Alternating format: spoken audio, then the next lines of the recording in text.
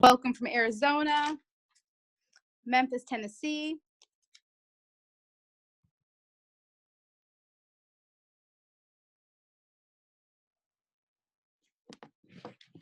If you're just joining us on the chat, make sure you have about another minute or two to invite your team and share in the chat where you're calling in from.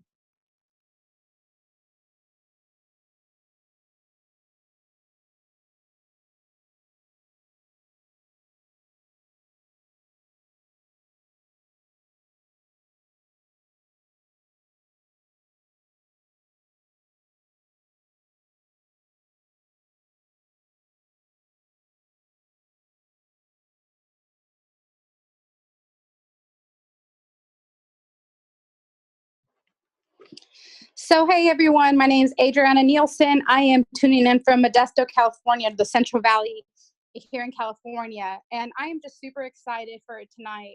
We have some phenomenal leaders that are just going to be sharing, the trades and how they've made it to be so successful. So be sure to be able to take notes and just listen to just all the amount of knowledge that they're going to be sharing. I'm super excited for three phenomenal speakers that we will be having. And one of those presenters that I have the privilege of bringing on, not only is he paving the road to success for us, not only locally here in California, but nationwide, and is just setting the pavement to grow bigger and bigger here in financial education service and United Credit Education Services. Just a true pillar into the organization, one of the top producers, and really goes above and beyond to make sure not only his team, but teams nationwide are growing and making sure that they're being taken care of. A really true selfless leader, and I really admire his dedication. And even being in such a busy schedule, always takes the time to make sure that everybody's questions are answered and make sure he provides the most value on a daily basis to everybody that he comes in contact with. His business is producing over $100,000 in sales. That is 1.2 million sales a year. And that's just the basic, and just goes above and beyond that measure. And it's just a true servant to our community. I want to move out of the way and bring on my mentor and amazing business partner, Vice President, Mr. Billy Scott. Are you on the line? I am. Can you hear me? Yes, welcome. Awesome. Thank you for the introduction. Let's make sure we have, all right, good stuff. We're recording. Welcome, everybody. I'm so excited. Welcome to training. This is just getting better and better, and we're going to do something special for you guys today that I'm excited about. So I'm just glad you guys made. Who else is excited? Let me know in the chat, because, trainings are really where you come and get fed and you learn and you grow and sharpen your skills so you can go back in the field. Let me show you how this goes, right? When it comes to training, we have learn knowledge, and then we have activity knowledge. So learn knowledge is what you're doing right now. When you come and you show up and you learn, that you're getting knowledge from learning. Activity knowledge is when you're getting better and you're learning when you're actually doing the activity. But you can't do only one. They go hand in hand. So if you only do learn knowledge, you'll be smart and know a lot of stuff, but you won't make any money because you're not doing activity. But then if you only do activity knowledge, you're not getting better at learning how to do the activity. So you'll be stuck at a certain level. It might be agent, it might be field trainer, it might be senior field trainer. So you have to learn a little, go out and work a lot. Come back and learn a little, go back and work a lot. So it's learn knowledge, activity knowledge, learn knowledge, activity knowledge. Then third becomes modeling knowledge. So modeling knowledge is where, one, you model after the people who have already achieved your goals. And you ask yourself, when you're doing the activity, you ask yourself, what would Alfred Nixon do in this situation, right? So that's modeling. But you model after other people until you become worthy of being modeled. Does that make sense? And so then you move into the fourth knowledge, which is what we call teaching knowledge. And that's when you can become worthy of teaching and training and being, on the stage or doing these trainings for other people. The problem with, corporate or our formal education system is you have people who go straight from learn knowledge as a student, and then they get certain degrees and they go straight to teaching knowledge. And a lot of them never did the activity in the middle. Like you have people who went to school for business and now they're business professors, but they never built successful companies. They never did the activity. They never actually modeled and led by example. And so sometimes people come into this business and they want to go from learn knowledge to teaching it without doing the activity. And so we have to get out in the field and apply this stuff that you're learning. And so, but all of them, the main two is learn and activity knowledge, both are just as important as each other. And that's why these trainings are going to be so important for you to continue to show up to so you can sharpen your skills when you go back out in the field, all right? So welcome, if you're brand new, welcome to the family. I'm Billy Scott, one of the vice presidents in the support team here in FBS. And tonight we get a chance to get some training in. Hope you already grabbed something to take notes with because I'm ready to get into it right away. So we're going to start off with mindset training. There's 3 ingredients that you need to have success in this industry. In our profession that has been around for over 100 years, has created more millionaires than any other profession. After all of this experience and data and all of the companies and millions of people that have participated, what they have found out is there's 3 things that you need if you want to become successful here. One of them is not experience. You don't need experience, right? You know, sometimes we think we need things that some people think, well, if I had sales background, nope, not all salespeople make it in this business, to be honest with you, right? So no, sometimes we think we need things that we really don't need. Let me tell you the 3 things that you do need. The first thing that we do need to become successful in this industry is one, a burning desire, right? We need a burning desire. What does that mean? That means a desire to become successful, but it needs to be burning, meaning we need a strong why or reason for doing the business and wanting to become successful. And it needs to be so strong that it's burning. What does burning mean? Burning means, it's bothering you. It means that you have something that you want so bad that you lose sleep over it. You have something that you want so bad that you want your why and your desire so bad that you wake up early, you go to sleep late. You say no to things that are distractions. You turn down not only your distractions, but toxic relationships, people that aren't, helping you move in the direction of your why, or at least supporting you, right? They don't have to join the business, but if they're trying to take you off track, you say no, right? That's what it means. You have to have a burning desire where you feel it. You won't be settled until you accomplish it, okay? If your why might be the neighborhood and the community, you're tired of it, right? It might be the job that you're tired of and you need to get out of it. It might be you're behind on your promises that you've been making to your spouse, your parents, or your kids. You've been telling them that you were going to do certain things. You were going to accomplish certain things. You were going to move to a certain community. You were going to take them on a certain trip, and you still haven't been able to do that. Your burning desire might be you're sick and tired of struggling financially, you're in debt, and you're ready to get out of it. You're ready to conquer it, right? I don't know what it is for you. What I do know is you have to have a burning desire. Here's number 2. You have to have a willingness to work. You can't spend so much time daydreaming about your desire and your why and you're making dream boards and vision boards and all of that you never leave time to actually go to work. So you got to be willing to do the activity. And number 3, you have to be coachable. There's going to be things that you hear in training that are obvious. They're common sense. It just makes sense to do that. But there's going to be other things that are uncomfortable that the leaders say make. One of the first things that I didn't do when I first started this industry that I ended up doing, and when I finally did it, I hated that I waited to do it. One of them was make a list. There's a lot of people who've been around for days, weeks, and hopefully not months that haven't actually made their list of contacts. Do you know that, let me share something with you. In this business, it's a numbers game, and we're going to talk about that more in a second, but one thing I found out in our industry is that if somebody gives me a list of 100, they have these 3 ingredients, and you attach these 3 ingredients with a list of 100 or more names, I can take you sales director in a month, sometimes in 2 or 3 weeks, with those 3 ingredients and a list of 100 or more names. The problem is that people are missing one of those 4 things. They either are missing one of these ingredients, right? They haven't figured out what their why is. They have a casual reason for doing the business. You know, it would be nice if it works out. You know, if it works out, it'll, you know, that'll be great. You know, maybe I'll use the money to, you know, take a trip to Disneyland. Like, they have casual reasons for the business. And when it comes to going, listen, my mentor said, you got to find something that you're willing to go to war for. You know, are you willing to go to war for your family? Are you willing to go to war for your finances? And because in war, there's casualties. And in this business, if you are casually approaching it, then guess what?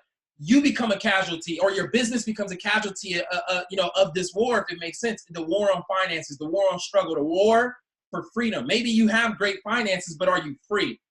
Because we can have a lot of money, but no time freedom. And how many of you want both? So I don't know what it is for you, but there's people who might, maybe you have the burning desire, the willingness to work, but here's how we can tell if you're coachable. Have you made a list of 100 or more names? Let me tell you how simple it is to go sales director.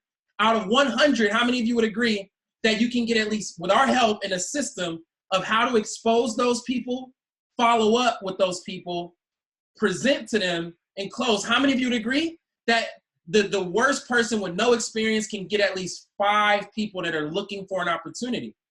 See, my mentor, Eric Worre, showed me in 2003, he said, I can show you how to have a 95% failure rate in this business and still become a millionaire.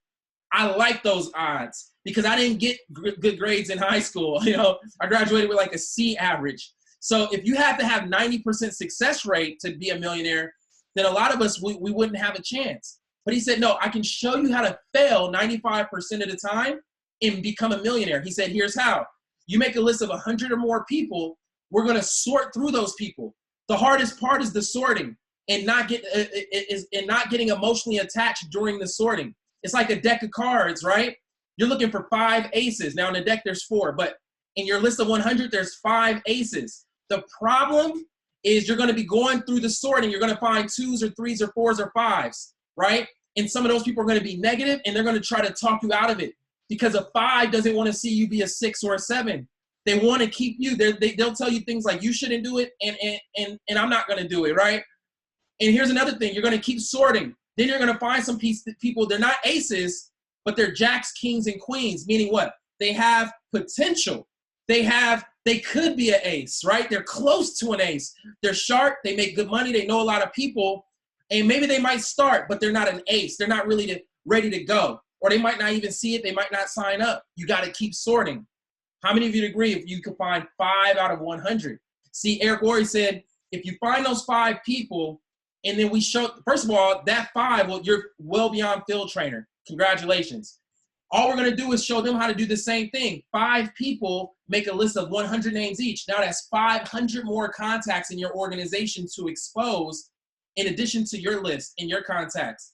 We're going to show them how to do the same thing. They get 5 each. Congratulations. You got 30 agents. You got 5 field trainers. You are a sales director just like that.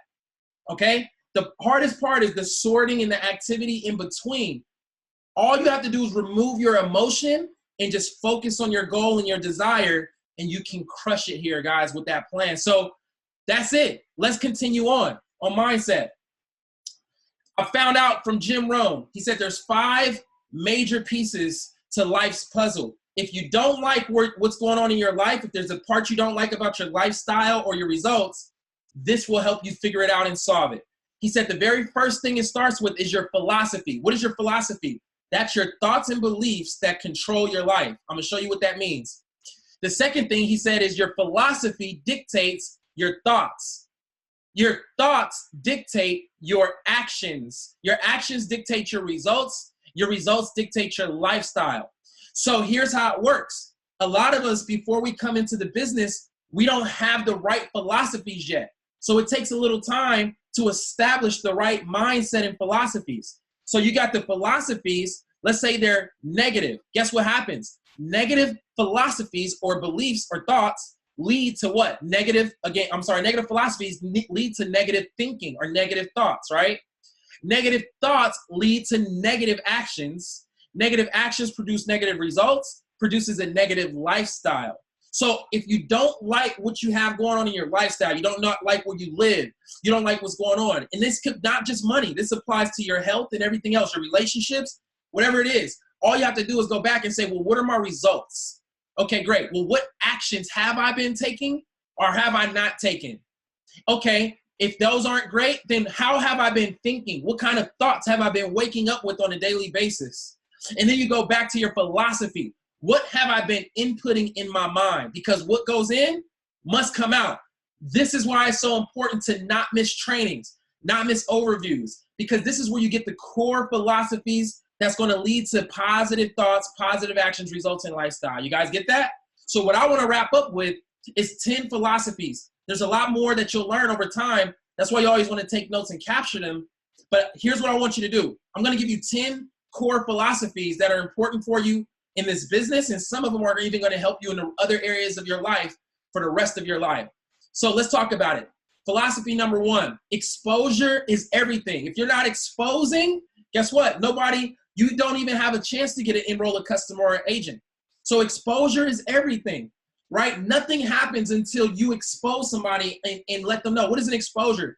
That means simply inviting somebody to take a look at your service or your opportunity. That's all exposure is. And you can use tools when you do it. Videos, websites, webinars, and so forth, right? Okay, exposure is everything, okay? Here's number 2. Act as if. So you have to have a certain attitude. You know, when it comes to exposing people, the most, let me make sure everybody can hear me because it looks like there's several messages going on. Making sure, okay, sorry. Just making sure you guys can hear me, cool. So here's the thing, here's what happens. Act as if. Now don't get this confused with fake it till you make it. Those are two totally different things. Fake it till you make it means you're being fake. I could go on for that, but act as if it just means faith. See, it means if you knew for a fact that without a shadow of a doubt, you were going to make $10,000 a month or more in your FES business, how excited and confident would you be when you talk to people? Number 1. Number 2, how much would it bother you if somebody said, no, I'm not interested? Does it matter if you're already making $10,000 a month or more? No, because you're making $10,000 a month or more whether they join you or not. So you would keep it moving. It's called act as if. Act as if you already have. See, some people say, well, when I have 500 people on my team, then I'll go to the conventions. I'll go to every weekly overview. No, you act as if you already have 500 people on your team and you make that kind of commitment now. That's how you'll attract 500 people on your team. Does that make sense? Act as if you're already a vice president. You guys get it? Here's number 3 philosophy, okay? If I can get this button work. All right, number 3, when your why is big enough, the how-tos don't matter. See, if little things are bothering you right now, it's because you haven't figured out a big enough desire or why for doing the business. See, when you got strong enough reasons, you know, you could feel it when you hear from Alfred Nixon and him talking about what he wanted for his family, and he wanted to get his family out of the situation that he grew up in and create freedom. You could feel it when he talks about it. That's what drove him. That's why when he signed up on day 1, see, a lot of people, the person who has no why or a small why still hasn't made a list weeks into the business or months into the business. And that's okay, because today you can reclaim your business. You can literally draw a line in the sand, step over it and say, today's the first day of the rest of my life. And you can start day 1 in your business right now. Don't let today end without making a list. But look, the person who doesn't have a why, they're in for days or weeks and haven't made a list. But then you get Alfred Nixon, he locked himself in the house, right, with his core people who came on board right away and did not leave the house until he went through his list. That's the difference of how he went and became a vice president. Now, you got in record-breaking time, by the way, 6 figures in like 10 months or something like that. I got started like the month he hit the 6-figure mark, by the way. So that's the difference. That's it. Which leads me to the next philosophy, the difference between successful people and everybody else. Successful people just do what everybody else is not willing to do. Hold on, pause. I didn't say successful people do what everybody can't do. No, successful people just do the things that everybody else isn't willing to do. It's easy to make a list. Here's the problem. It's easier not to make a list. Jim Rohn said, people ask him all the time, you know, if it's easy to become successful, why doesn't everybody do it? He said, because the things that are easy to do are easier not to do. Brian Tracy said it. He said, in people's free time, successful people do the things that are goal achieving while everybody else uses their free time to do things that are just tension relieving. Watching TV, social media. That's the only difference. That's it. Successful people do what unsuccessful people are not willing to do. Let me tell you, number 5, I'm fired up because we're trying to, look, it's game time. It's game over. Listen, number 5, make up in numbers what you lack in skills. In the beginning, you suck. I'm sorry to break it to you. If you don't have a background or any skills or anything that helped you and prepared you for this opportunity, guess what? You suck. And here's the good news. So did I when I was new. When I was new, I was 20 years old, no experience, and I used to get in trouble in school. So all of those things were working against me because now I'm reaching out to some of the people on my list and they're thinking about the trouble I used to get into, the credibility I don't have. And so it's okay. You can make up in numbers what you lack in skills. What do I mean by that? So somebody who's experienced and great at the business now, they're developed, they might get 1 out of 10, right? They might get 9 out of 10, which that doesn't happen, but I'll use it for this example. They might get 9 out of 10 people that they do a presentation for. You're brand new. You might only get 1 out of 10. If you and that person have a competition, you could win. If it's a 30-day competition, you might be thinking, how could I win if I get 1 out of 10 and they get 9 out of 10? Well, in 30-day competition, they talk to 10 and get 9. You talk to 100 and get 10. You won the competition. You made up in numbers what you lacked in skills. What does that mean? Until you develop the skills and you get really good at the business, you're just going to have to talk to more people. You're going to have to share the information with more people. The people who say no in the beginning, they might say no for different reasons. Not good timing for them. They don't have the money, or they might not trust you yet to believe that in the opportunity. Don't take that personal. You keep sorting, find the people who are looking for what you're offering, create some success under your belt, go back to those people. And now you get to say, hey, I remember you took a look at, you were one of the first people I shared the information with when I was brand new. I'm still learning, but guess what? Since we talked, I've been promoted 2 times. I just wanted to see if it was better timing for you. Great. Either whatever they say, great. They say, no, not right now. No problem. Here, write this down. 2 questions you always want to leave off when somebody says, no, not interested, not for me, not good time. First question is, who do you know? Who do you know that comes to mind for this service or this opportunity? Who do you know? And here's the second one. Do you mind if I keep you informed? Very rarely will you have somebody say, no, I don't want you to keep me informed, right? Because they're hoping you fail. And they it's like a movie for them. They want to, eat their popcorn and watch you fail, right? And so do you mind if I keep you informed? So you always come back to them when you get a promotion. You get your biggest paycheck. You help somebody have some success. The company releases a new product. You always find a reason to go back and keep them informed, and you'll find them at the right time. 5 more philosophies. You don't have to be great to start. You just have to start to become great. So here's what I mean. In the beginning, don't put so much pressure on yourself. Go out and mess it up. It's okay, because you can't say the wrong thing to the right person anyways, as long as you have the right attitude. So don't get too caught up in being great in the beginning. Number 7, for things to change, you have to change. Jim Rohn, rest in peace. Look, for things to change, you have to be willing to change. That means you have to change some things on the inside and possibly on the outside. Be willing to grow, right? It's okay, okay? Be willing to change and be willing to grow. Number 8, 1 hour of activity is worth 10 hours of studying. Or like we say, 1 hour in the field is worth 10 hours in the classroom. So yes, we do need to do the learn knowledge, but it doesn't make you anything until you go out there and do the activity, okay? You got to immediately go to work, okay? And number 9, become a professional problem solver. This is one of my favorites. One of my mentors said in the beginning, he said, Billy, in life, you could tell the size of a person by the size of the problems that get them down. See, in life, you will get paid by the size of the problems you solve. Guess what? How many of you would agree in life there's problems? How many of you would agree? How many of you would agree on your job there's problems? In your relationships there's problems. Guess what? I got news for you. In FES there's going to be problems. It's how it works. It's called growing pains, right? And so the reason I bring that up is when you encounter a problem, you want to become a problem solver. What we found out, what did he mean when he said in life you get paid by the size of the problems you solve? If I was a grocery bagger, right? And if you're a grocery bagger, shout out to you. I'm using this as an example. Let's say I bag groceries at the grocery store and they pay $15 an hour. Well, what are some of the problems I have to solve at that job? Okay, I'm at the counter and there's some canned foods and then there's some bread right behind it. What goes on the top? What goes on the bottom? We know the cans go on the bottom, the bread goes on the top. Problem solved. How many of you agree that's an easy problem to solve on a daily basis? That's why you make easy money, $15 an hour. That makes sense? That's okay, decent pay. But no. But when you look at the CEO of that grocery chain, what kind of problems are they solving?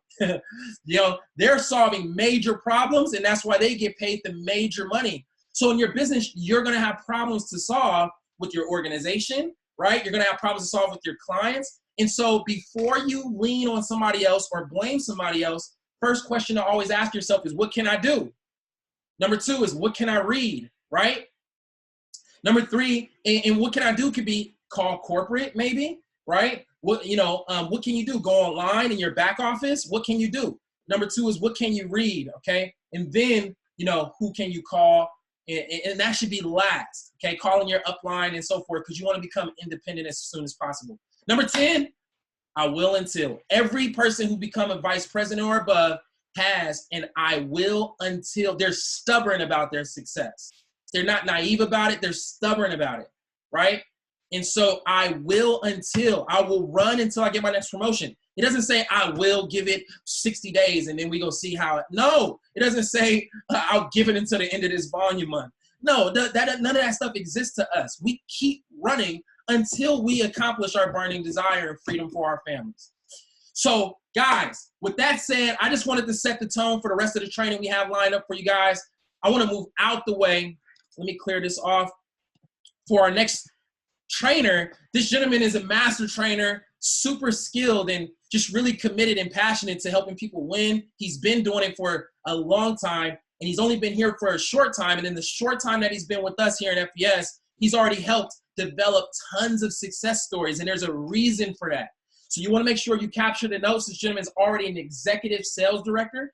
That means his business is doing a minimum of $50,000 a month or more, and he's only been in for about 2.5 months, 3 months with the company, and he's on his way to doing some major, major things, guys. So you guys, the good news is you get to hear from him now while he's brand new. Some people that aren't in the company aren't going to hear until he's like a intergalactic vice president, right? 7-figure earner. But you guys get to see him in the beginning, in the trenches, starting with our company. And so let me, help me welcome on to continue his second for tonight's training, our executive sales director, Mr. Gerardo Ibarra. Are you on with us, sir?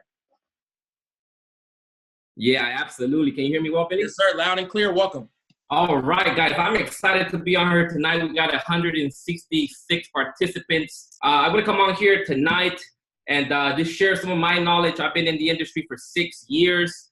In the previous company that I had a lot of success. I was able to build a team of tens of thousands of there. So, I want to share some nuggets with you guys tonight because we want you to go to that next level, right? That's why you're here. So you're here because you're looking for more out of life. You're looking for that breakthrough. So tonight, guys, I want to touch bases on technical stuff because we know, we got to build a list. We know that we have to invite people, we have to prospect, but how do you actually go about it, right? That's what you guys want to know. So I'm going to be sharing some slides with you here. I'm going to share my screen first of all, and then let me know if you guys can see everything on my screen. In the chat, just let me know if you guys can see everything well. I'm going to go ahead and press play here. So just to piggyback off Billy, I'm going to run through these very, very fast. So I want you guys to know that in this business, guys, it's all about income producing activities. You see, when I got started in this business, and you may feel this way now, I was worried about a logo. Man, I need to give me a nice logo. I need to give me a nice website. I need to give me a nice, some nice pictures. And yeah, that's great. But what you want to focus on, guys, it's what makes you the money, right? You see, a lot of us, we like to sit down and we like to plan, right? Who doesn't love to plan? We like to have our notebook. We have to, we want to buy planners. But at the end of the day, guys, what's going to get you, the income that you desire is going to be the income producing activity. So, I want to make things very, very simple for you guys. I don't want you to get overwhelmed. For example, prospecting. If you're brand new to this industry, you may be asking, what is prospecting? It seems complicated. Guys, it's just searching for individuals. You're looking for individuals who are a good fit for this business, right? That's all it is, right? Don't be intimidated by the word prospecting. That just means that you need to search for people. All right. Number 2, you got to show the plan. All right. This is presenting, inviting PBRs. Again, that's another word that's known here in the network marketing industry. PBR is just home meetings, home gatherings. When you invite your boys, your girls over to your living room and you say, hey, look, I got to show you something. Right. That's all it is. Give me a second here. And then, of course, the webinars, which we're having every Monday, Wednesday, Friday, and local events. You definitely want to plug people in to the local events. The next one is following up, training your team, and finding new customers. So I'm going to go ahead and touch on these very briefly before we got the next speaker. So, guys, you got to launch your business. All right, some of you guys right now are secret agents, like 007. You cannot be a secret agent and make it in this business. Right? Most people in our industry are hiding. They're in the witness protection program. Do you know what's the witness protection program? It's basically, a program by the government where they assign you some kind of security because you're in danger of someone, wanting to harm you. Right? So you can no longer be a secret agent. You have to go out there. You see, none of your friends and family even know what you do for a business. Right? They don't even know about your credit restoration business. So what you want to know is that we are a word of mouth business.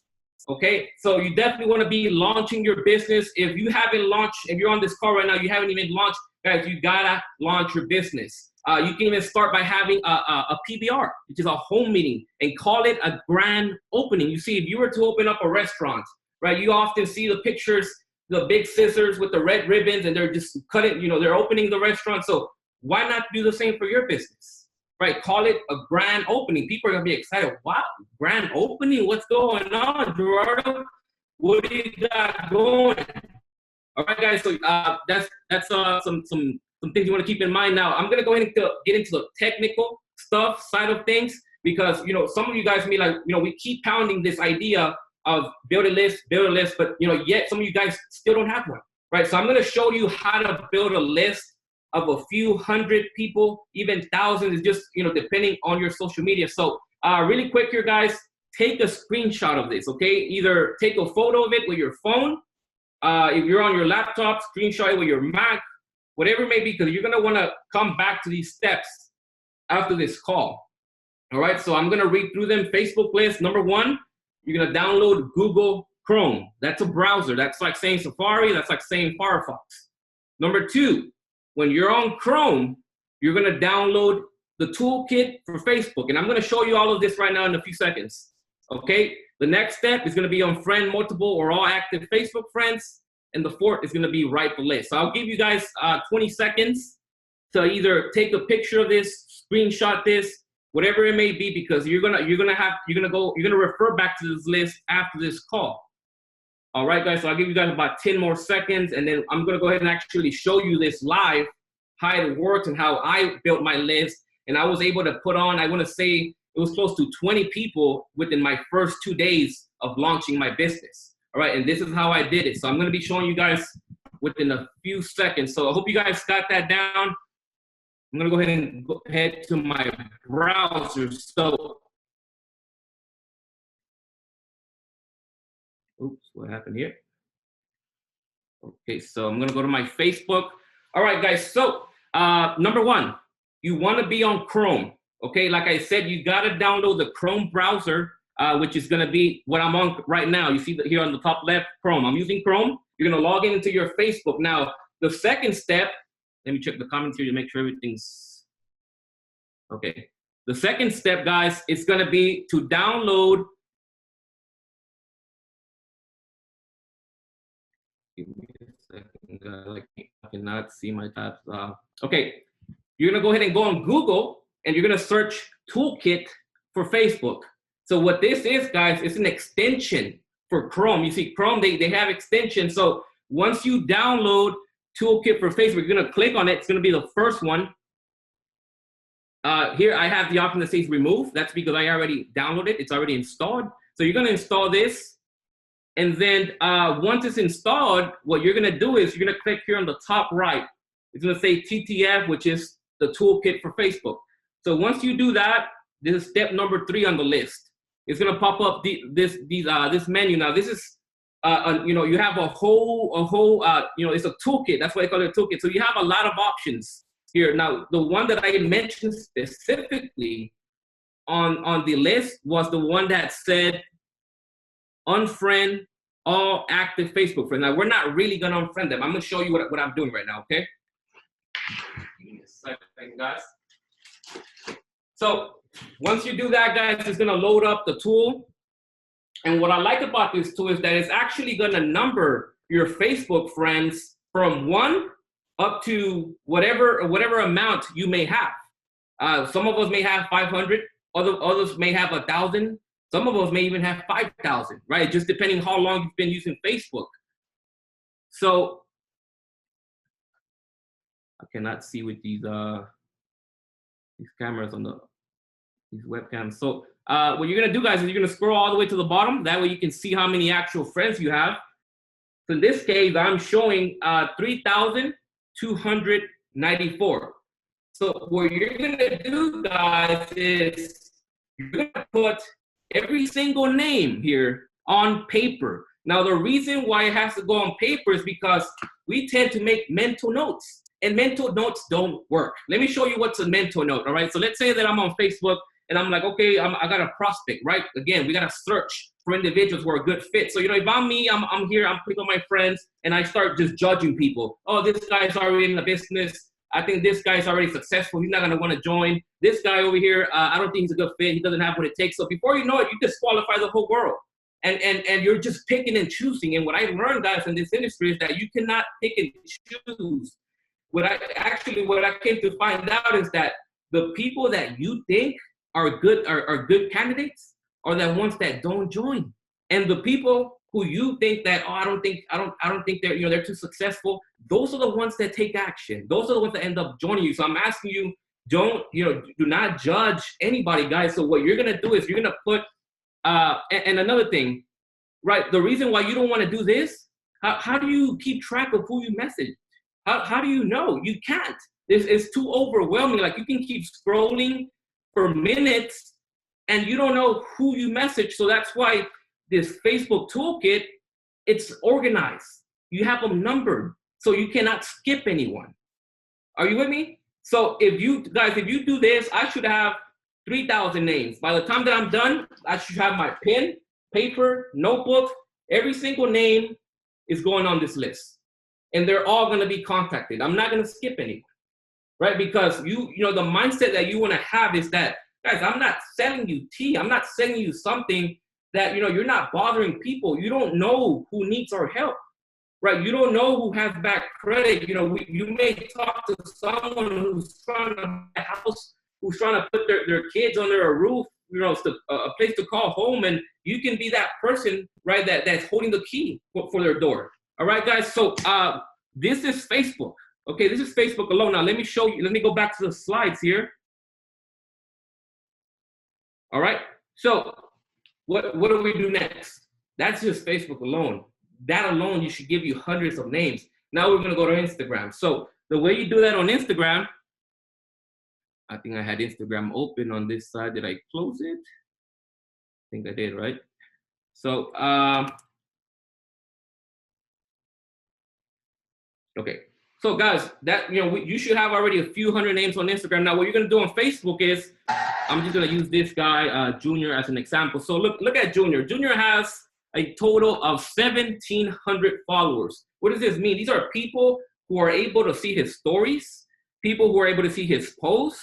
This guy took a nice trip to Europe, apparently. So you see, what I want to do, guys, is, of course, I'm speaking from my profile, but you would go to your followers, because these are the people who already know you, right? They've seen some of your statuses. There's already a relationship there. Whether you know them in person or not, they've seen you, at some point. So what you're gonna do is you're gonna put every single username on paper.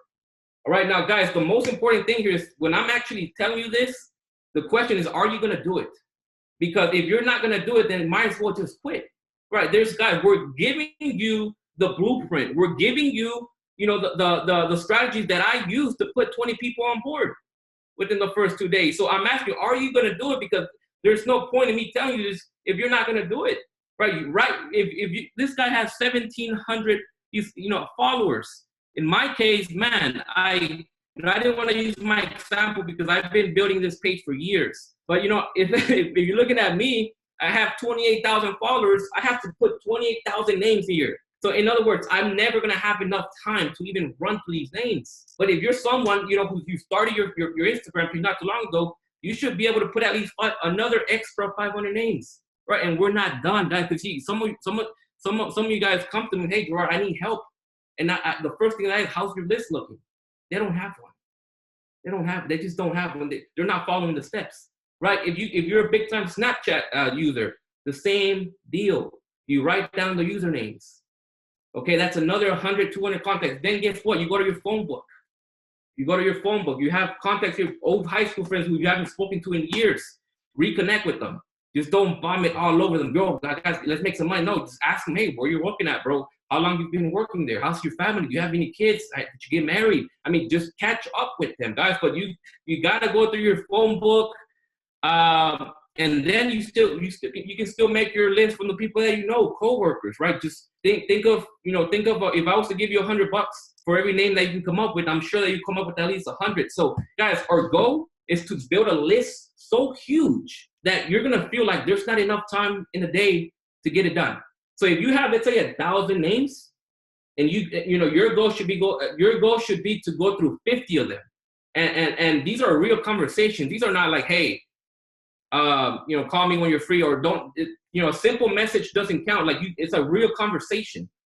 And when you do that, guys, there shouldn't be a time in the day when you feel like you're lost, like you're overwhelmed, like you don't know what's next. Because that's the thing. My goal is for you to never feel lost. For you to never feel like you don't know what you're doing. That should never happen, right? The goal here is to work with clarity, guys. You gotta have, a clear target, something to aim for. That way you can work with purpose. So when you wake up every day, first thing you grab your notebook. Who's next?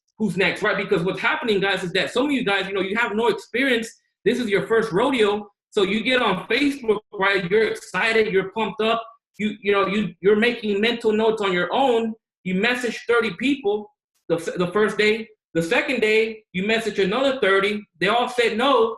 You quit. You give up, right? You get discouraged because you feel like you're doing work. You feel like you're doing something when in reality, you're not doing anything, right? You're barely getting started. So when you have 1,000 names, right, you're not going to stop at 60. You're going to say, well, I have another 940 to go. You see what I'm saying, guys? So that's what I wanted to share with you guys today. And then the last thing that I want to cover, guys, is training your team. So I actually want to piggyback off Alfred. He had a great training this past Sunday. It really, just opened up my eyes to the message that he had, guys. Give me a second. So, the way that I want to explain this, guys, is think of it this way. Let's say that you own McDonald's, okay? You're the owner, okay, of McDonald's. So let's say that you open up a brand new restaurant in Dallas. This guy comes in, he pays you the franchise fee, right? AKA the agent fee on this side.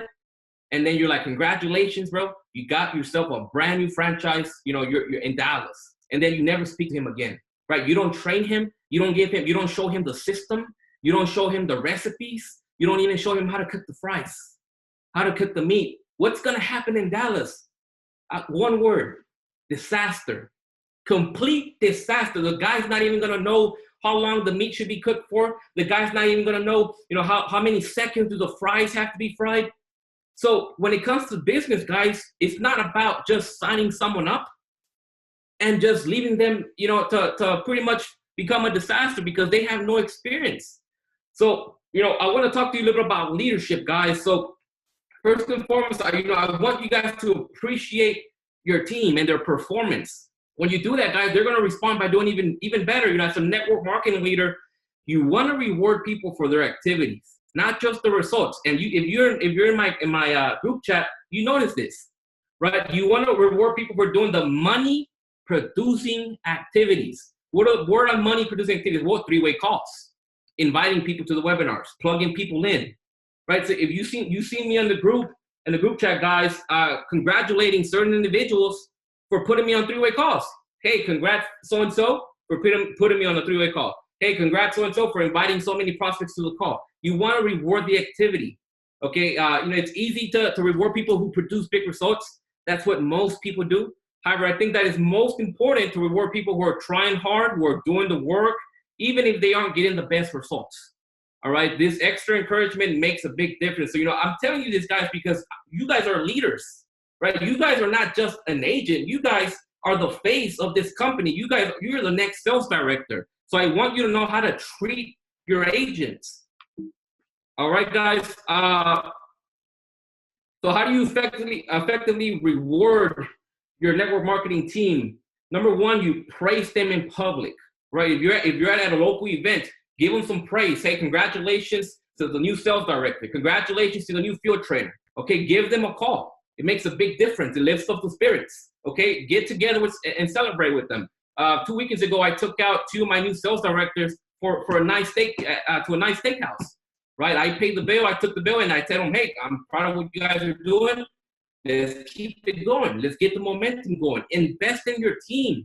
Right, take them out to eat if they hit a certain position. All right, post a positive message and tag them on Facebook. We do this already, guys. We're doing the flyers with the title ranks, so sales directors, congratulations, and so forth, vice presidents. Right, so guys, the last thing that I wanted to cover is, your goal, guys, when you have a brand new agent, is to transfer your knowledge as quickly as possible to them, right? You want to mentor them so they can then mentor their people and then have them mentor their people and so forth. That's the real beauty of this business, right? I remember Alfred, when I got started in this business 2 months ago, he called me every single day for the first 2 to 3 weeks until he made sure that, hey, okay, you got this, you understand this, right? And that's what you guys need to be doing. If you have a new agent, you got to contact him every day, right? Keep track of him and say, hey, have you launched your business?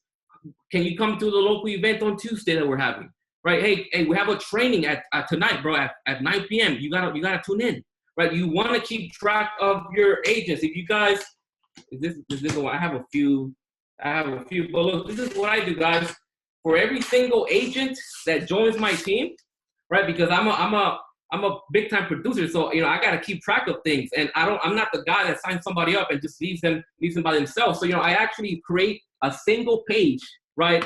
For kind of corny, I kind of embarrassed the shirts, but look, I even put little stars on them. This person hit sales director, and that's why I keep track visually, right? Who's hitting ranks, and every single page has certain notes. I get on the phone with them. I want to know what did I talk about with this individual? I have over 40 names here, right? You can see there's all 40 names, and that's what you guys need to do. You need to treat this like a business, right? Some of you guys, you want to do this when you feel good about it, right? If you want to change your life, guys, you gotta treat this like if it was the real deal. You see, Starbucks, right? Starbucks, their employees go in around 3 or 4 in the morning, right? They open up at 5 usually, but right, they're opening the doors for their business, and they close at 9. And what are you doing? When are you opening your doors? Right? What are you taking this serious, or are you just doing it part time, 1 hour a day when you feel like it? One day you're taking 3 or 4 days off every week. That's not how it's gonna get built, guys. Right? You gotta commit. It has to consume who you are. Everything that you do with your life, it has to be about FBS. That's the only way you're gonna get it.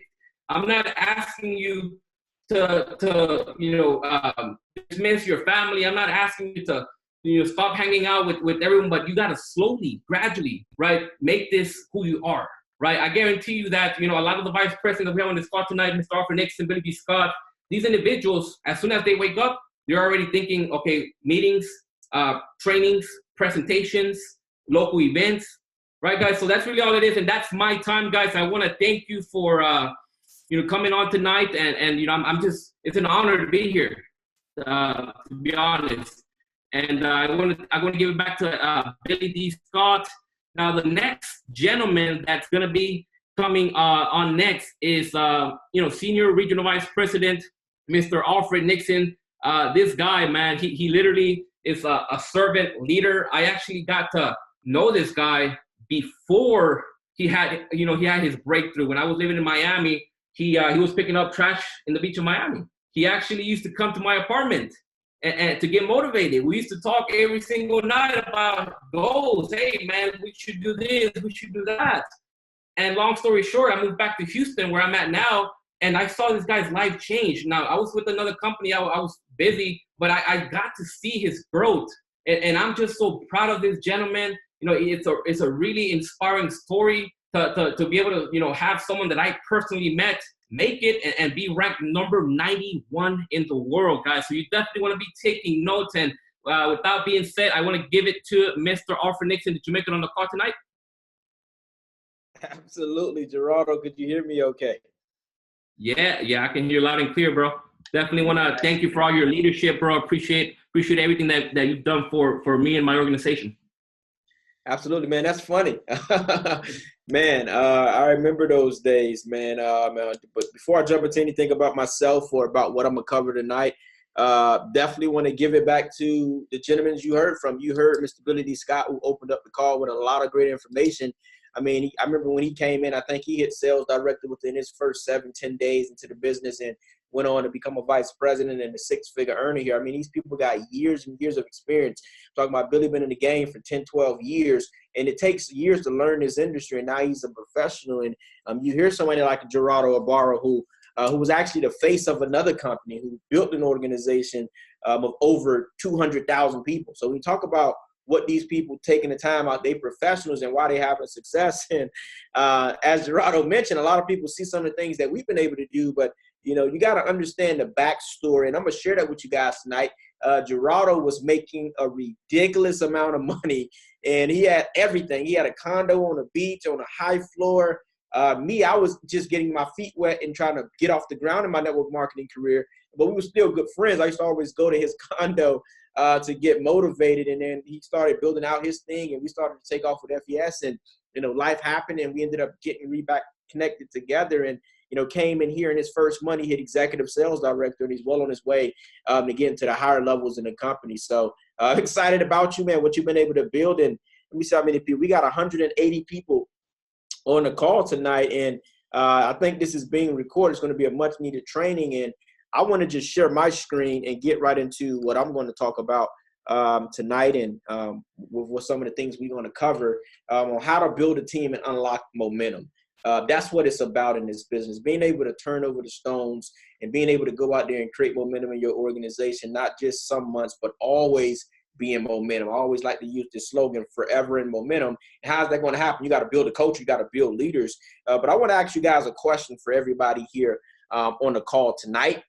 If not FES, then what? If this opportunity don't work out for you and your family, what's plan B? See, I know it's two type of people on the call tonight. One, somebody that, you want FES to work, you casually building it. If it works, great. Then you got people that was like myself, and option two, you need FES to work. You need this to work for your family. So it's two different types of people. You got to figure out what category you fall in. For me, I burnt the bridges. It was no turning back. In my mind, I was like, I can always go back and get a job. I can always go back and do this.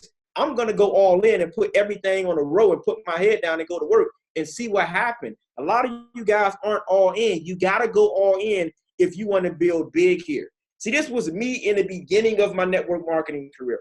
I want to take you guys on a journey to show you guys that this is not overnight success. You really have to become a professional in this industry if you want to make big money. Amateurs, they don't make money. Professionals make big money. I like to play basketball, right? But I'm an amateur. I don't get paid to play basketball because I'm not a professional. LeBron James, James Harden, they making millions of dollars because they're professionals. You got to get to that level for professionalism to make big money here. But this was me growing up. I mean, I grew up on welfare, man. I mean, we was on Section 8. Man, I think our rent was less than $300. I mean, we never had time, didn't have money.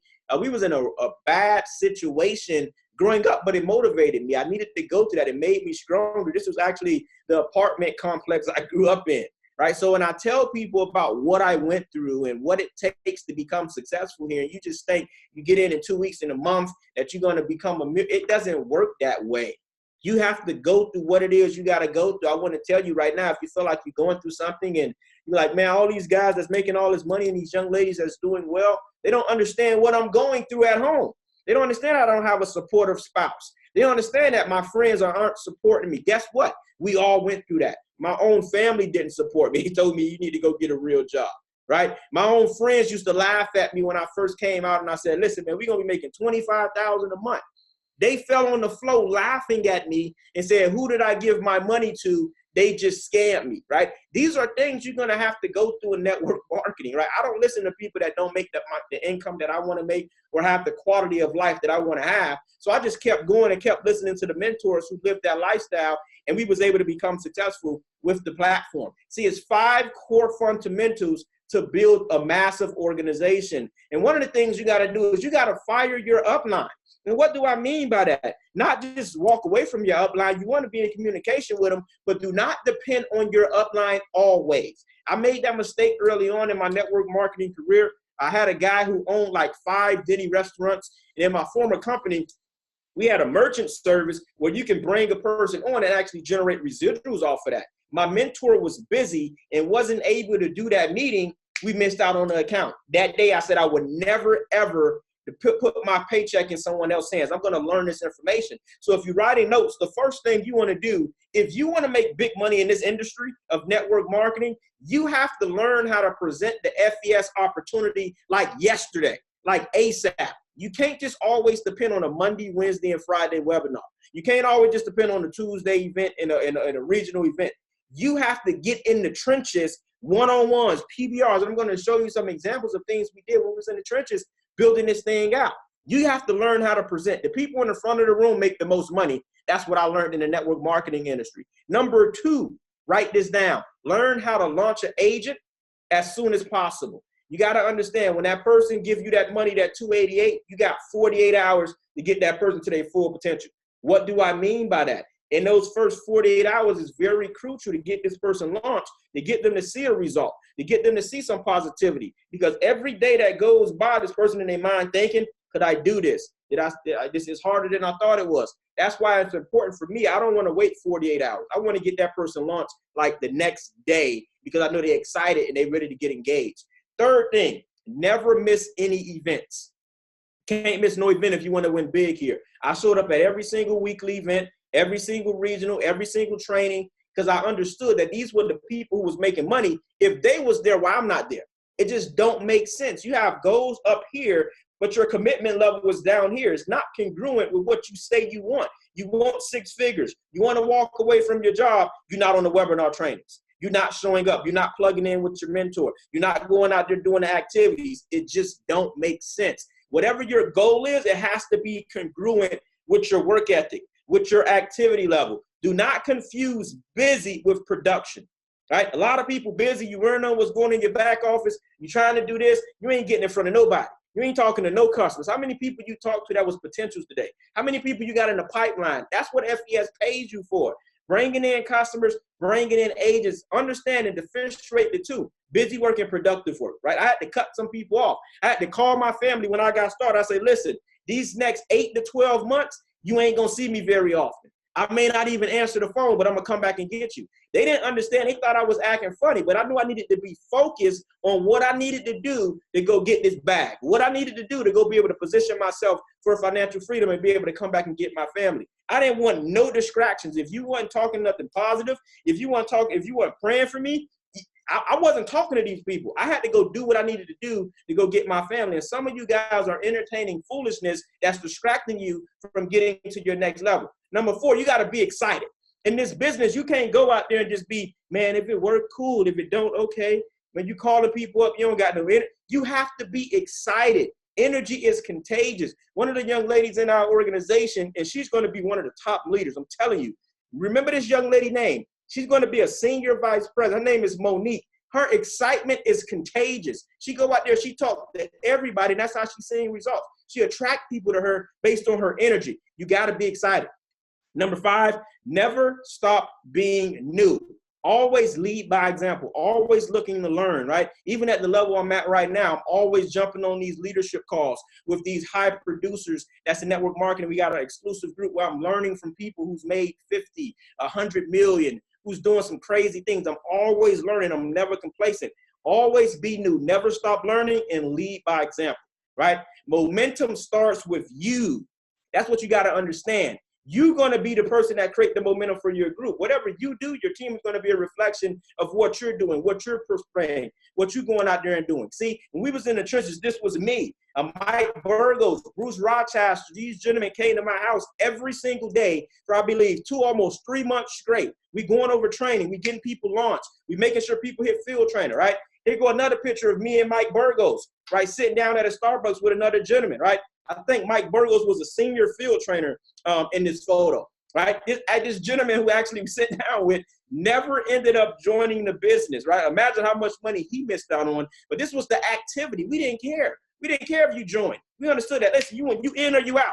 We on to the next person. We had a different mentality than most people that want to win big. It was a numbers game for us, right? We was going through the numbers, doing the activity, and we understood the law of averages will always show up. Right, this is us at a Starbucks late night. Evan Rose, vice president, he was at that presentation. He ended up getting started that night, became a vice president. This is us in the trenches. See, your work ethic shows through results. Everything else is a lie. People tell me all the time, man, I'm going to join your group. I'm going to make you rich. I'm going to bring in 10 agents a month. I know all these people. I say, okay, great.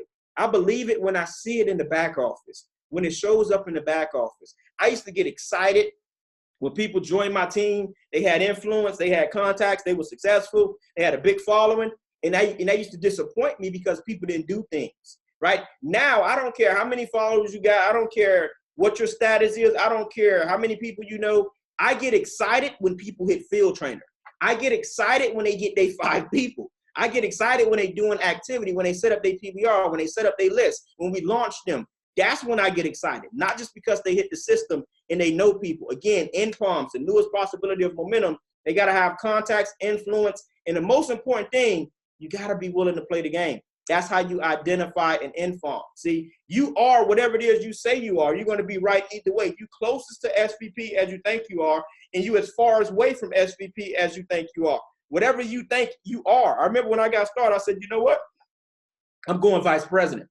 And I got to start learning this presentation. I got to start getting in front of people. I got to be the person that I need to become to lead the organization I need to lead. This was me when I was a senior field trainer thinking this way, waking up as a vice president, right? We used to do our own presentations. And when I walked in the room, our people would start clapping like this, right? The people in the room didn't know that I was a senior field trainer. They thought that I was a big deal. Perception, guys, going out there, edification. And I walked away as if I was already a vice president. I was just a senior field trainer trying to figure this thing out, right? And here's a backstory of people who's been in this industry, who's been in the business. Here go Alyssa Barnes. We went to a training called, I forgot, Forging the Leaders, right? I think she had just hit sales director right at this training that changed a lot of our lives. A lot of our leaders were birthed at this training. She was a sales director. I remember she came in, I think she had senior field trainer her first week. She ended up going to a Secrets of Success training, and we ended up getting her to this training, and she blew through the roof. She sat in a room with Mr. Johnny Newsom, learned a few things, went back home. Now today, guys, she's what you call an executive vice president, level 3 R&R club member, been in the business for 2.5 years. It was birthed at trainings. She learned, she stayed consistent. Here's what I told you. She's been in for 2.5 years, not 2.5 months, not 2.5 weeks. 2.5 years of consistency. She had to rebuild her organization a few times. She learned her information. She became a leader, and she started rising up people in her organization. Now she's popping vice presidents left and right. Here's Miss Erica Sanford, right? Erica was a field trainer at this same training that Alyssa Barnes came to, right? She learned information. I remember right at the end of that training, she said, Alfred, send me the presentation. She started doing her own events. And now today she's the regional vice president. She hit level 2, got her $10,000 cash bonus, 6-figure earner with the platform. I believe she made 6 figures her first year in FES. These people was birthed at training. She's been in for a little bit over 2.5 years herself. Look in this picture right here. Look at the gentleman in the green shirt. Do anybody know who the gentleman is in the green shirt? That's Xavier Marrero. This was his very first training. This guy was just an agent. I remember calling him up and I said, listen, man, what you doing this weekend?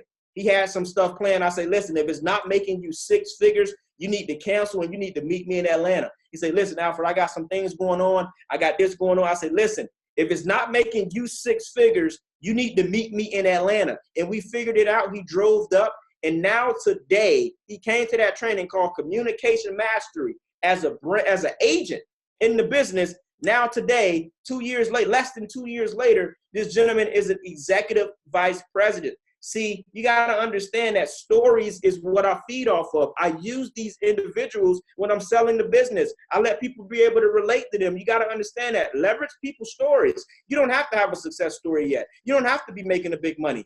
Utilize these people's story that went through things and became successful. That's what people can relate to. Here's Bruce Rochester. He was also at that Forging a Leader's training. He had just hit regional sales director. Man, it was like pulling teeth to get Bruce to come to the training. I had to stay on him. Hey, man, you got to get to this training. We got to make this thing happen. We got to get you going. Did you book your flight yet? I had to keep pressing him to get to this training because he was like, I've been in network marketing for years. I don't need no hype-up session. I say, listen, you don't understand. You got to get to this training. You got to get to this training. He came to this training as a regional sales director. At the end of this training, he said, Alfred, you know what? Man, I'm glad you pushed me because I wasn't even going to go. I understand the business at a whole different element now. I understand the business at a whole different level. And shortly thereafter, he went from regional sales director. Less than 8 months after that, became a senior vice president. Just like that. His business changed just like that. I tell people all the time, the training you miss, that be the training you need to go to the next level. That event you miss, that be the event you need to go to the next level. You can't afford to miss no events. A lot of leaders was birthed at events. You got to stay consistent. You got to be plugged in. But here's the truth of it all. People think in this business, it's the elevator to success. You got to understand that it's going to be a roller coaster. You're going to have highs. You're going to have lows. You're going to have peaks. You're going to have valleys. It was times where I was excited, got a new agent started, and I'm like, man, this guy going to blow it up. The next day later, I get a call from Sue. Hey, Alfred, this guy named John, he canceled. He got a refund. I'm like, he got a refund? He just told me he got a list of 100 people. I call him, he don't answer back. You're going to have peaks and you're going to have valleys. You're going to have people that join your team, drop out, that you see so much potential in, right? You're going to go weeks when you say, hey, you know what? I can't get no agent. I can't get no. You're going to go through a roller coaster. This is a whole vision and a journey for you, right? This is not a sprint. This is a marathon. But you're going to learn as you earn. And you got to see the end goal. Why did you get started? What do you want out of this opportunity? Are you putting in the work? Is it congruent with your goal, your work ethic? Is it up here? Is it congruent? If your work ethic ain't congruent with what you want, just keep working it up. Get it to where it's at, to where you desire and deserve the income that you want to make in the universe. You got to put in the work, right? So here's the truth, man. It's going to be a roller coaster. And you got to think the biggest when you at the lows.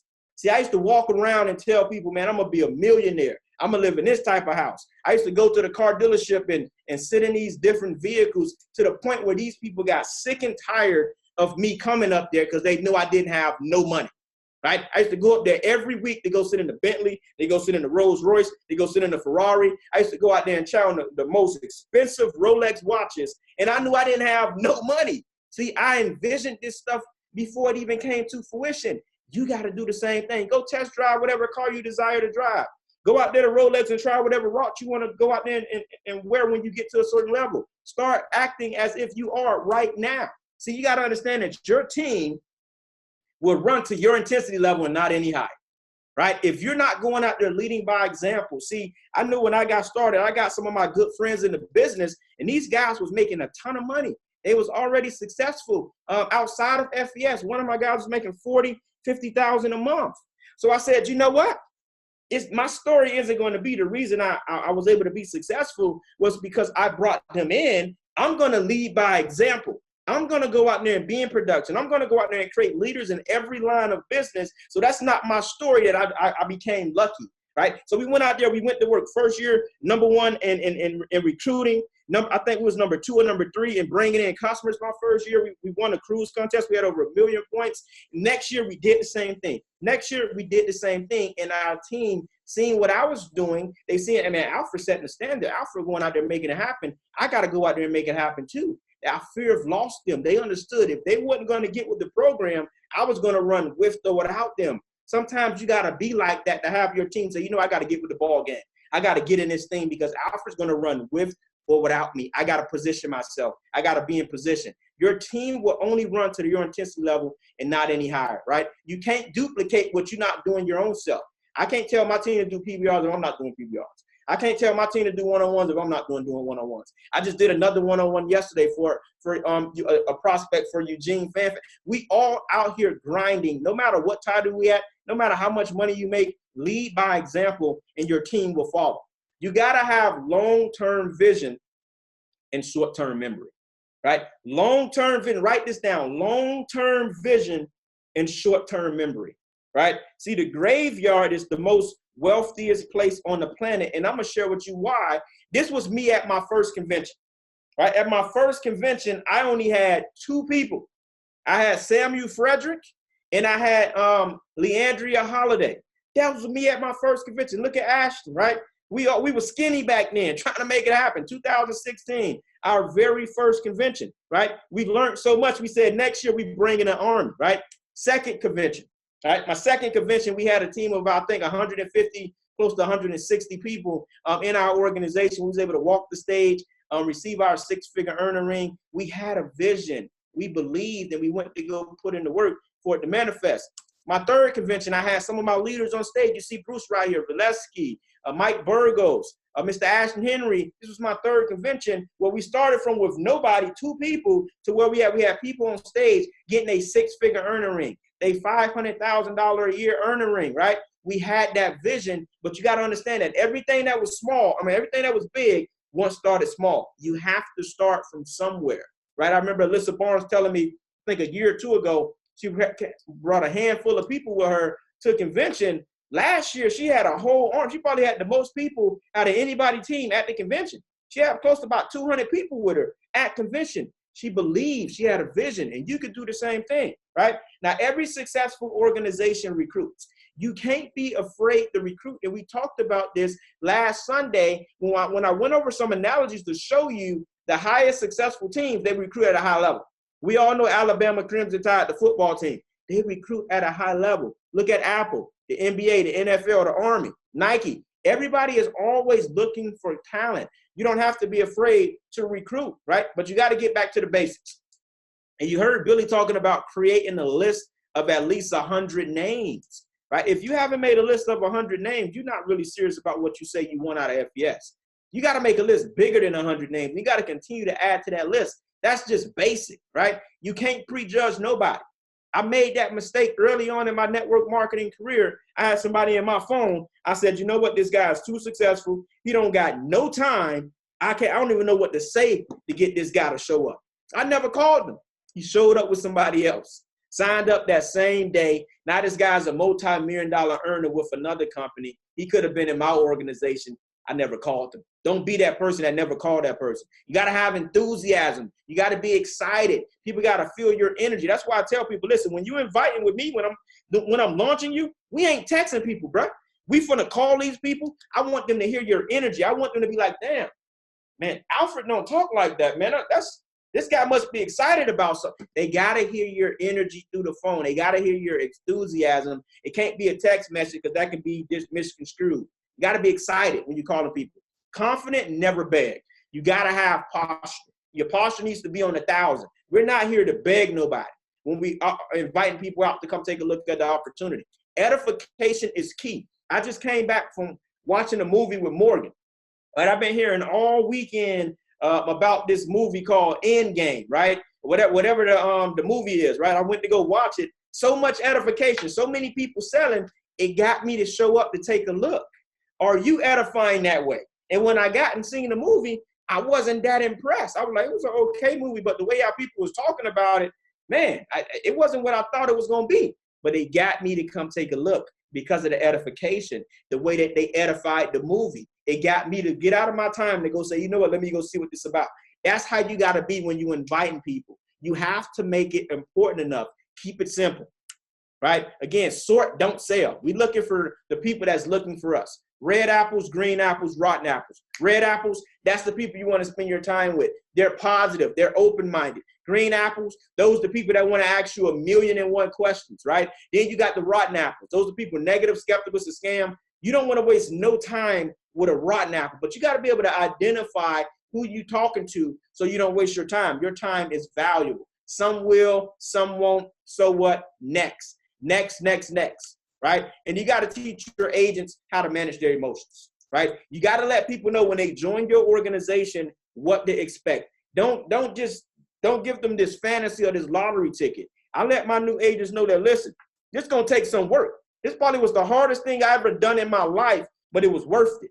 To hit the field trainer level, we're going to have to make a list of 25 people. We got to expose this business to 20 to 25 people just to get your first promotion. So when they make that call and they call 5, 10 people, they don't show up. Listen, we still got 15 more people to talk to, bro. I told you 25. You got to set that right expectation because people quickly, this is something out of their element, most people never done network marketing before, they quickly get discouraged. So you got to set them up. You got to manage these people emotions. Now, fast track the sales director. Right? This is for people and leaders that I talk to and who I work with, and I go over the game plan with them. Obviously, we know every agent is $400 in value, right? Because you got to have a certain amount of value, as we all know, to hit these different titles, right? But I break this stuff down for mentally so they can visualize it and see it. A lot of people are visual learners. They need to be hands-on. They need to be able to touch. You got to show them, right? Customer, 200 in value. So they understand how the volume works with the platform. So I say, listen, John, your first goal, I need you to go out there, put together this list and get me in front of people. We got to go out there and get you your first goal. It's called Scribe for 5. Once we get you your 5 people, not only are you going to get paid, you're going to get promoted, but you're going to get your services for free. Boom. We start working on that goal. That's the only thing I have this man focusing on, or this young lady focusing on. We're not looking in the back office. We're not trying to learn the back office. We're trying to put people in the back office, right? So we're focusing on hitting this goal. Once we hit this goal, I tell them, listen, don't worry about that. You're going to learn as you earn, just like I did. Just trust the process. Boom. We accomplished that goal. Now the next goal, we got to help our team.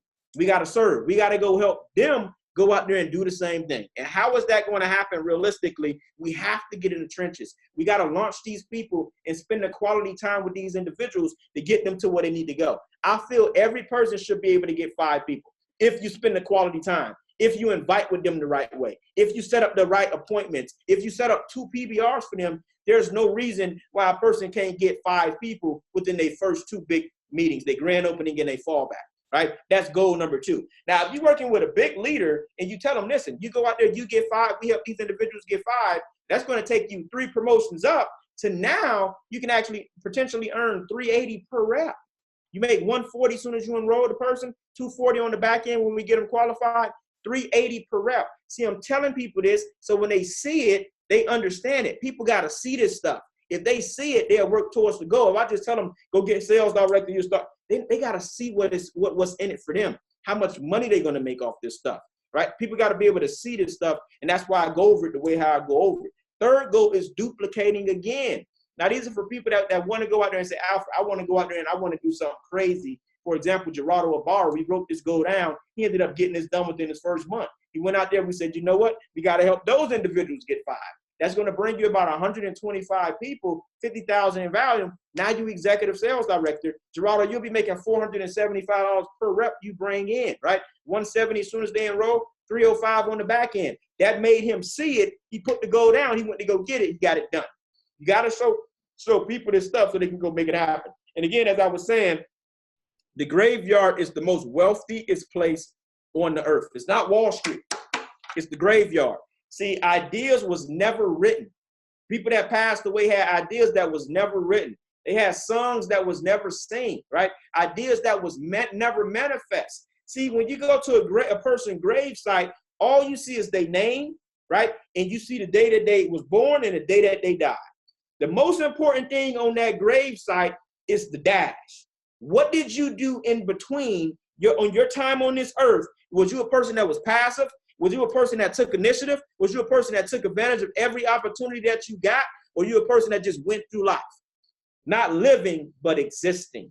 See, I pride myself on, you know what? I don't want to just exist. I don't want to just live to pay bills. I want to live a good life. I want to be able to sow into my ministry. One of my goals is to say, you know what?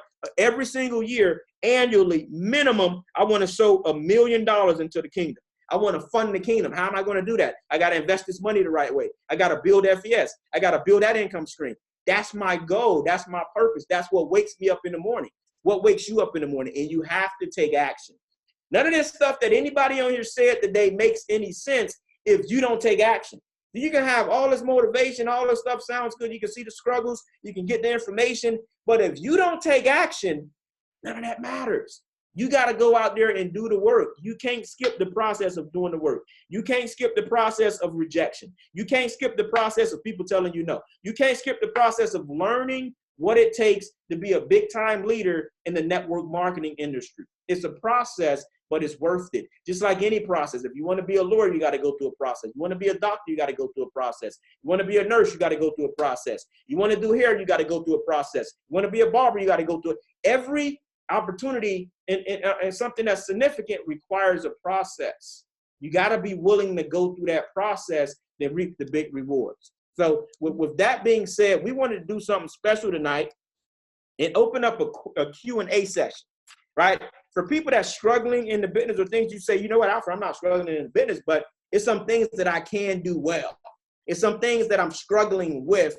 And if I just had guidance, I could probably do a little bit better. So we wanted to open up with Q&A. Go ahead and raise your hand. It's a feature in there where you can raise your hand where I can unmute you. And then you can come into the queue and you can get your question answered by myself or one of the other leaders that I will also unmute on the call. So feel free to raise your hand. It's a feature in your tab where you can raise your hand or write in the chat and say that you got a question, and we'll go ahead and unmute you for you to get your question answered. So go ahead and write in the chat because I don't think you can see the feature here in the thing. So Jasmine, okay, we're going to start off with Jasmine. Jasmine say she has a question. Let's unmute Jasmine. Jasmine, welcome to the feed. We're excited to have you on here tonight. Hopefully you learned some information to really help you go out there and take your business to the next level. You can unmute it. Go ahead and shoot your question.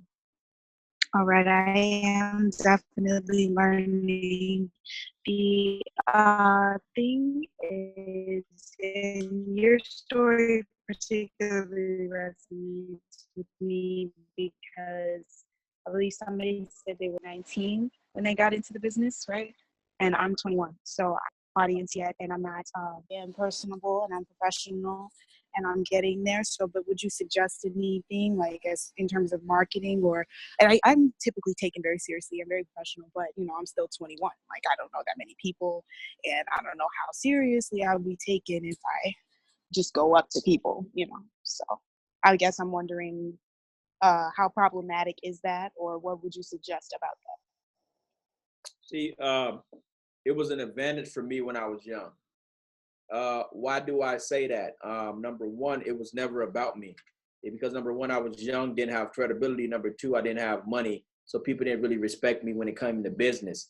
What I became really good at was making it about somebody else, was making it about the expert, my mentor, the person that I'm working with. So I became really good at just building this person up that I was working with to get this person to come take a look at the information from my mentor, and then they would enroll under me. I just became really good at throwing the alley hoop.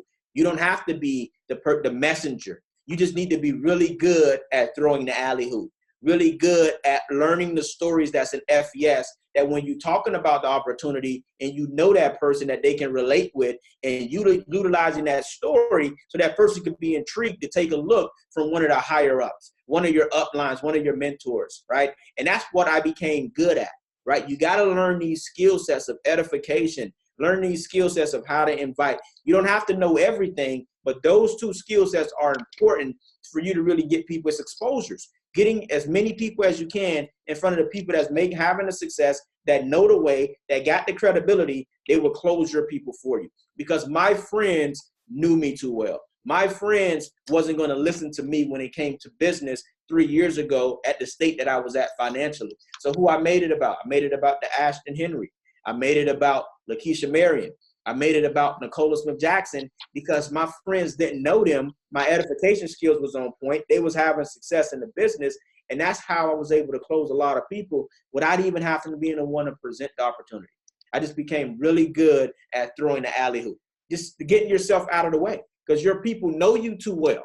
They don't know you for this. Get yourself out of the way, throw the alley hoop, work on edification and learning that platform and learning that skill set and getting your mentor on the call so they can close them out or getting them in person or bringing them to an event and introducing them to the mentor. I just became really good at deflecting. And over time of me deflecting enough and throwing enough alley hoops, I was able to build up my own story, hit sales director within, I think, my first week or so. And then I started leveraging what my story was. Hey, I've been in for, a week, building a business 2-3 hours a day. I already got promoted 3 times. I'm working this thing part-time and I'm generating income, right? And I'm still working at my full-time job. That was my story to open up the invitation, right? In the beginning, I just alley-hoop, built myself a story. And then after that, I started leveraging my story to get them to the person that showed me the way to get me to where I'm at right now. So become good at deflecting and throwing the alley hoop. You don't have to be the messenger right now. Just be the person that throw the alley hoop to the people that's already having success. Gotcha. Next person is Alfred. We had 3 people raise their hand first. If you want to start with that list. Let me see who that is. Got Katrina first. Katrina. Okay. I didn't know that Alyssa Barnes was on here. Alyssa, you good to come in and answer some of these questions?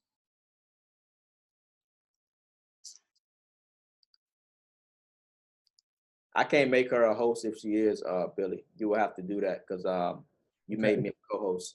So I don't know if she's available to come on or not to answer some of these. She says she is, so you can make her a co-host. Yep, she's a co-host now. So I'll let Alyssa take the second question. I'll let you take the third, and some of the other leaders, Gerardo, and some of the other leaders can answer the next question. Who was the person that had a question that we was going to go with? Okay. Katrina is unmuted. Oh. Okay. Hey, everyone. Welcome. Welcome. Thank you. I'm enjoying this training. It is absolutely amazing. But my question is, how do you get over that initial fear of talking to either people that you know or people that you don't know to get more comfortable with talking and getting them to understand and learning the business? Hey, so the first thing I want you to understand is that's not your job when you're new. Your job is to expose the business and be the best marketer in the nation, right? You want to expose this business like the NFL exposes the halftime show for the Super Bowl. And when you actually get them on the line, the first thing you want to do is introduce yourself. You got 5 seconds to tell them, why about you and why you wanted to do this. You should focus on why you wanted to do this. And then you want to open it up for any questions. I always, introduce myself. I'll kind of edify what I actually sent to them.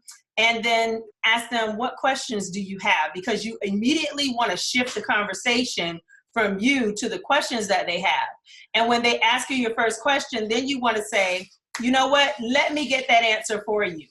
Now you're calling your sales director, your mentor, and say, hey, I have someone on the line. You want to introduce them. You want to follow the system. And then you want to mute your line. But while you're muting your line, you're not washing dishes or listening to your favorite song or looking at television. You should have a notepad. See my notes from Alfred's training? You should have a notepad where you're actually writing down exactly what they're saying. Because, of course, when you hit sales director, you're going to have to take that leadership role so you can start answering those questions for your organization. Does that make sense? So try not to be in the convincing game. You're in the exposing season. Expose at a high level. Make certain that you get them over to your leader. You get out of the way. You go student mode. Come back, close them out. Add them to your calendar whenever they're ready to get started, and then you move on. Understood. Thank you so much for that. Absolutely. Great advice. Great information. Great question. Now we're going to move on to another question, and we're going to have Executive Vice President Amina Rashid answer this question. Billy, if you can unmute her, that would be great. And I think we're going to go with Travis Fisher. He raised his hand. So Travis, you're unmuted. You got Miss Amina Rashid, Executive Vice President, on the line. Go ahead and answer your question. Okay, thank you. Thank you for your time. I'm trying to make this quick. I'm in the process of painting. But my question is, I'm right now currently in the military, and I'm stationed in San Diego. I see people on Facebook that post a lot on Facebook, and I know they're in the San Diego market, but I don't see them on my team, so I don't think we're on the same team. So I have, I don't know if they have any events that goes on in San Diego. So I see all the posts everywhere else, but I'm trying to see about how can we get something in San Diego, because I'm at a field trainer, and I don't have a problem being belly to belly and speaking to people. But for it's like big events or whatever, and due to my schedule, I'm trying to see if they have something in the San Diego, California market. You know what I'm saying, that do that. So that's all I have. Absolutely. That's a great question, Travis. You know, I don't think there's anything consistent right now in San Diego, but it's crazy that you bring that up, because I just had a conversation with Vice President Jackie Plunkett, who's from San Diego, but she lives here now in Los Angeles. And she was saying how she's going to come back to San Diego and really start doing something on a regular basis. So here's the thing. If what you can do now is start networking with those other ladies or field trainers, whoever it is you know in San Diego, and start doing PBRs consistently. And once you start doing those PBRs consistently, we can certainly come down and do a major event. I know Jackie Plunkett and myself, we did go to San Diego last year in September, I want to say. And we did an event at a hotel in San Diego, but we'll definitely come back. San Diego's a couple of hours away. We do have Super Saturday events here in LA.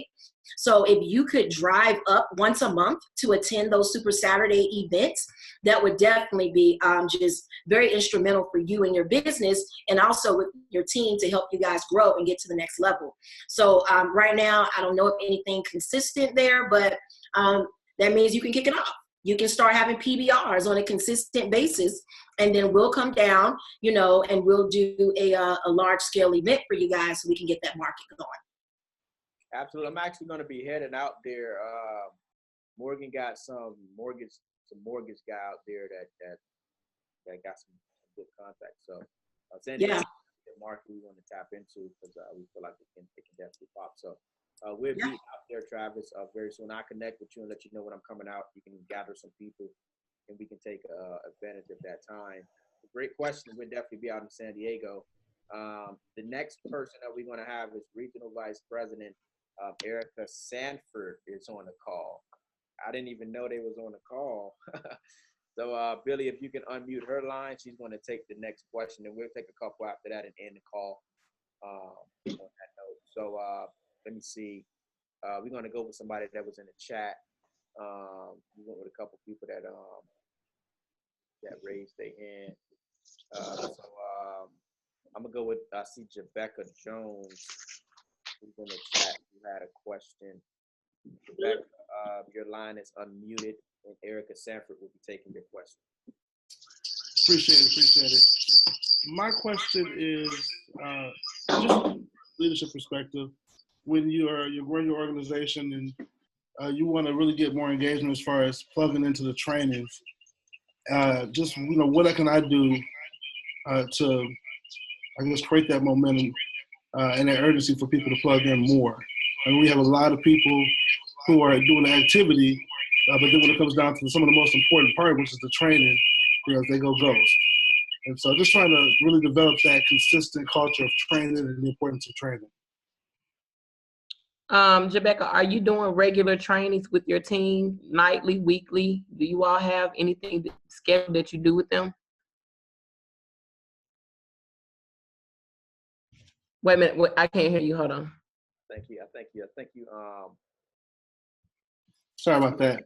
No, I don't, because I was under the impression, or maybe I was misinformed. I thought that I should plug in, kind of fall back and plug them into the leaders training. So I kind You of should. You definitely should. But you want to develop a culture with your team of training them from your perspective, and then you also having energy about inviting them to the events. I see you at a lot of events, and so you just want to keep consistent at showing up yourself.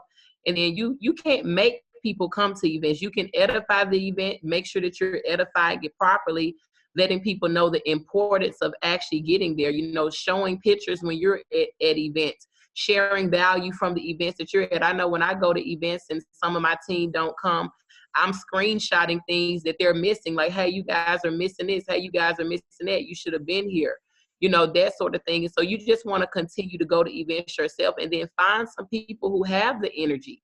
I mean, you can't make people do anything. Like, people got to step up and, you know, want to run their own business and understand that events are going to grow their business.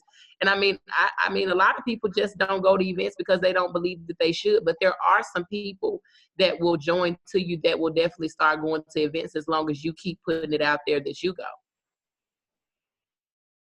And then create that culture too. Like, have some nightly webinars with your team. It's several nights that all of the leaders aren't doing something, where you can have a night where you can get with your team and, you know, teach them some things from your perspective, teach them and show them things that you're doing on a day-to-day basis to build to where you got to. And like I said, creating that culture on webinars and conference calls, and on each webinar conference call, just edifying the event so that each time you have more and more people that are actually coming.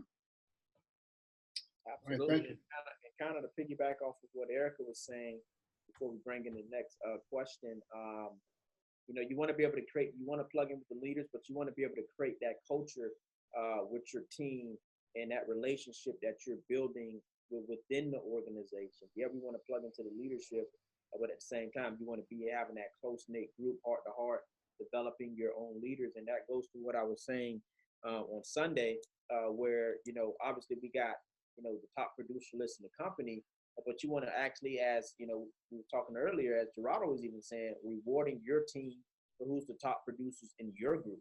Okay, this person this month got 5-6 agents. They're the number one person in the group.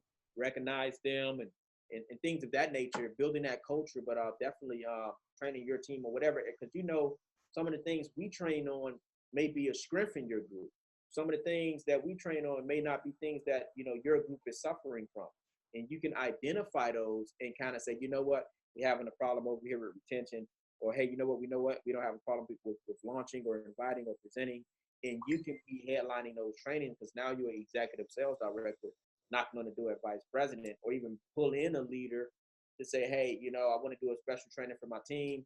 I think we can, you know, improve in this area, and that'll happen. But yeah, I think plugging in, I think that's great, but also creating that culture for yourself and doing, you know, exclusive trainings for your team as well. Thank you. And we had a young lady, she said she was the second person that asked the question. Galaxy Note 5, you're unmuted, you chimed in. Go ahead and ask your question. Galaxy Note 5, we just brought you in. You're unmuted. You can ask your question. Oh, let me unmute her. Let me see. I may not be able to unmute her.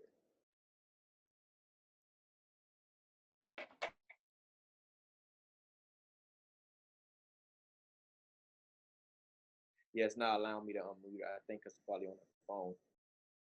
Let me see the next person. Let me get Sean. Sean, you're unmuted. You say you had a question. Go ahead and chime in with your question now. We'll take one more after Sean, and then we'll close the call out. All right. So my question, the issue that I'm having is prospect commitment. And when I say that, it's because we're taught to actually get out of the way and, you know, basically have a third-party source, whether it be our upline or we have like the overview videos to actually present the information. So my issue isn't actually getting people to see the information, it's the follow-up afterwards, because after they see the information, they go ghost. So that's the issue. I don't know if it's something within myself or, you know. What information are you sending them? What information are they seeing? Are they seeing videos? Right, the videos, overview videos. Okay, so one of the things that I tell people to do is what I do when I'm prospecting a person. If I'm sending a video, I ask them when would they have 20 minutes to sit down and see the information. Because you can be prospecting a person, they can be at work and they communicating with you while they at work or they on lunch break or whatever the case may be, and you sending them a video while they at work. And when people get off work, they're not thinking about watching this video. They're thinking of they tired, they gotta wash clothes, they gotta get their kids together. So that person may not even watch the video, or they may not even fully watch that video. So what I do is I get that time frame first. When would you have 20 minutes to be in a quiet area where you can take a look at this information? Oh, I can watch it at 7 o'clock. I should be home and settled by then. I say, okay, great. I'm about to run into a meeting. I'm going to send you the information 10 minutes before our scheduled appointment, right? And then not only do I do that, I book another appointment where I say, you know what? I'm going to call you at, if a person tell me they're going to watch it at 7 o'clock, I'm expecting them to watch the video for about 15, 20 minutes. I'm going to call them at 7:30. Right? I know they're going to be the videos going to watch. I'm going to book that confirmation close call and get on a call with them. What did you like best? You know, and ask them these series of questions. And if I got to pull in the upline leader, that's what I would do. But you got to book those appointments when you get a commitment level when a person can hear it. That can be some of the things that you can do to approve that turnaround time. Because sometimes a person just send a link. And that person could be in a meeting, they could be at work, they can be doing a whole bunch of other things. So I book the time when they're available to watch it. I send it 5 minutes prior to what the time we scheduled, and then I call them 30 minutes after I sent them that video to get these people closed right on the spot. That's one of the techniques that I use. Okay. Anything else, Sean? No, that's it. Okay. We're going to take one more question. All right, to a pastor. So we talked to people. Galaxy Note 5 typed the question just now. Yeah, I'm Rich. You say I just typed my question. I can speak well with people. I'm married to a pastor, so we talk to people all the time, but my issue is training. Can we have videos that show us how you all do a PBR? Great. Yeah, you're right. Yeah, we're working on that. I'm working on that actually on the back end with Nicola right now. Trying to put together those tools with how to properly do a PBR, because sometimes I see a person, they do a PBR and they do a full course meal. They got steak, they got lobster, they got all that's not duplicatable. So a person may come to that meeting and be like, man, I can't get all this type of food together and I can't do that. At PBRs, you want to make it as simple and as duplicatable as possible. I came to a PBR and I was like, man, you know what? I can do this. I can get a couple people in the living room. I can invite somebody over. So you want to make those things simple. We want to put out a list of stuff. You want to have music. So when guests walk in, it's not awkward because most of those people don't know these people. So you got people in the room that don't know people and it's quiet. That's awkward. So we have upbeat music. We have little snacks where we have like maybe chips and dip, bottled water, because we there for the opportunity, not necessarily food. Finger foods, fruit, stuff like that. So we're going to be putting together that video on what a PBR looks like, so people can when they launching their agents and people can understand what it really PBR looks like, so it can be duplicatable throughout the process, right? How to do a PBR the proper way, and all of that good stuff, right? Billy just put in the chat a link, a YouTube video of how to properly do a PBR. Yeah, so I just dropped the link, guys. That's a video we did. It's a little outdated. Some of the info is outdated, but as far as the how-tos, how to invite and fill them up and get guests to show up. So basically how to do a PBR before, during, and after is all on that video. And just always remember the philosophy is, you know, a PBR isn't successful just from enrollments. The number one purpose for a PBR is to lead to more PBRs, right? So if you sign up 5 agents from a PBR, but you got 0 new PBRs on your calendar, that PBR is you lost momentum from that. And so the key is to book more PBRs, and that video is going to break down how to do that. We'll have, as he mentioned, we'll have some updated updated videos and training tools to help strengthen it. But that's good enough for you to go off of right now. That is the last question that I'm going to take on tonight. It's going to be, the replay is going to be out as well. Did we bring in a guy named Terrell Harper? Did he already ask a question already? I think No. he's one of the people that No, he didn't ask a question today. Okay, so I'll unmute him. And then any leader that want to step in, they can take the question. Terrell Harper, you have now been unmuted. If you have a question, you can chime in.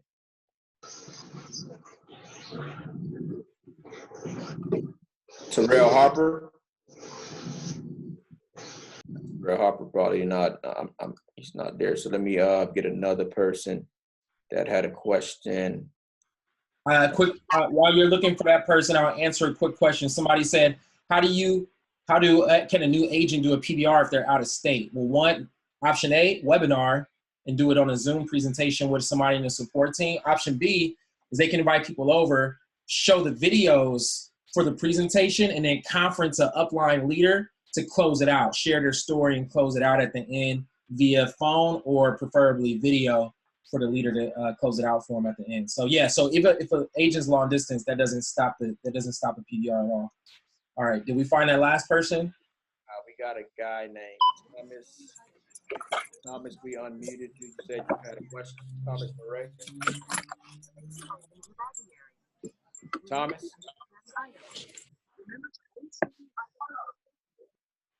Yeah, Thomas not ready.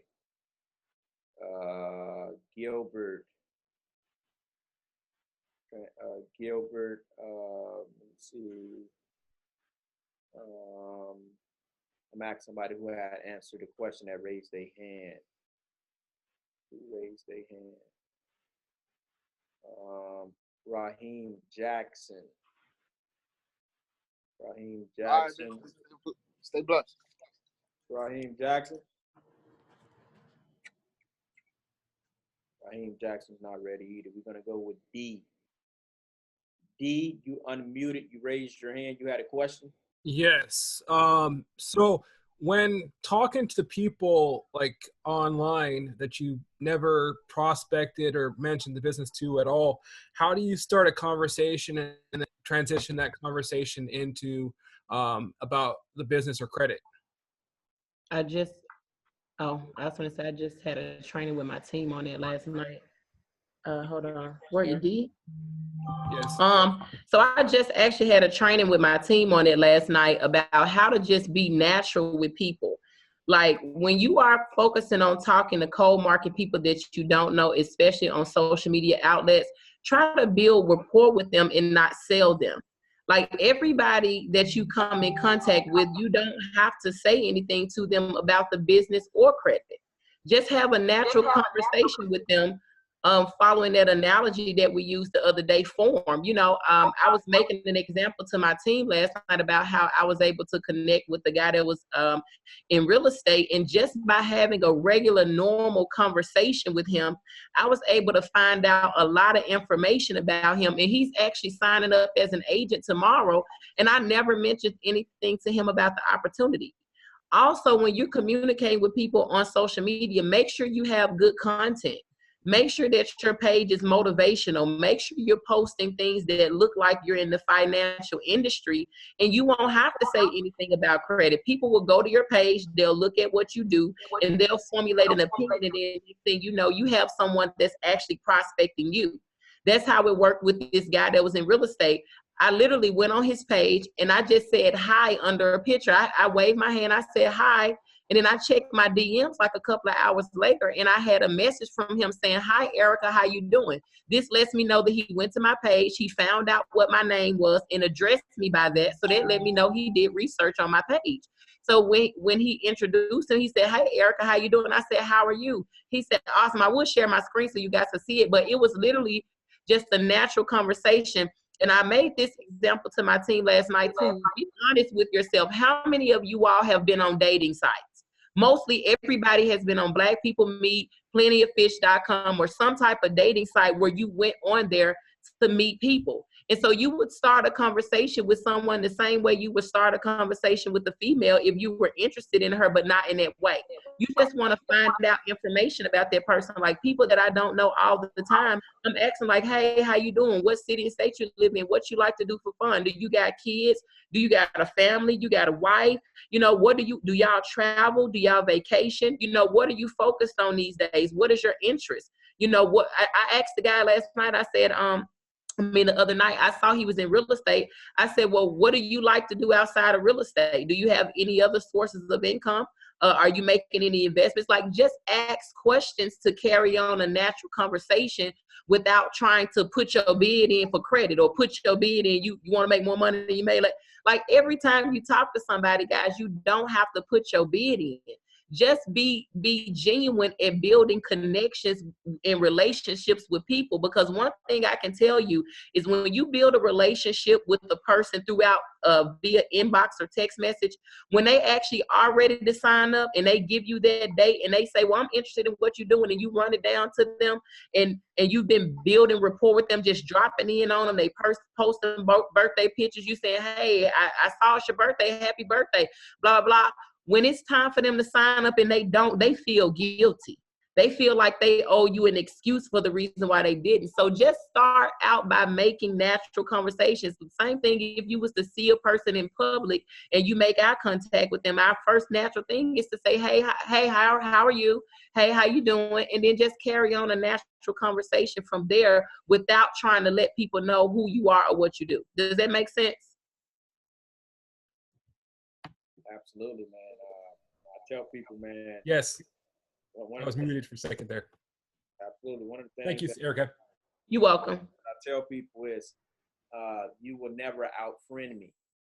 I got so many connections and relationships with people, not just in network marketing. I got a ton of relationships with people that's in network marketing, but outside of the industry, people in the neighborhood, you know, people in the, I build rapport, build relationships. I'm not just always pressuring the person. You never want to be that person see you like, oh, he's going to try to sell me. I'm going to go this way. He's trying to get me in the network marketing company. Build rapport, build relationships, genuinely get to know people. And eventually you got to understand that you never know who's following. You never know who's watching what you're doing. I get people that reach out to me all the time. I've been watching you for like 2 years, bro. You motivate me. I'm ready to get started. I knew I should have got started 2 years ago. Always post positive stuff, positive content, edifying people, edifying success stories on your page. Let people know who you are as a person. I use the Insta story feature so people can really see me as a person. I don't want them to just see a page. They need to see you, because people don't join companies, they join you. They need to see, oh, I can relate to this guy. This guy married, he got a daughter, okay. He go to church. Okay, he a decent dude. Let me connect with this guy. You got to be able to build rapport and show who you really are. Build your brand, post positive content, and it can't always be about credit, can't always be about opportunity. Post inspirational stuff, right? Post stuff you enjoy doing so people can say, you know what? This person ain't a robot. This is a real person. I can relate to this guy, right? And you attract your right niche of people that want to connect with you. But again, man, learn that factor of you will never out-friend me. Build rapport, build relationships. Talk to your neighbors. If you live in a neighborhood and the people don't know what you do, you're not doing it well enough, right? One of these ladies thought that I remember we pulled up when we first got here. The lady thought that I used to work in the church, because we had like a sign out in our yard. I'm like, you know what? That means I'm not spreading the word about credit in my neighborhood enough. These people think I work in the church. Working was like a church salary. You can't pay for no Rolls Royce. Like, we don't work in the church. We in network marketing.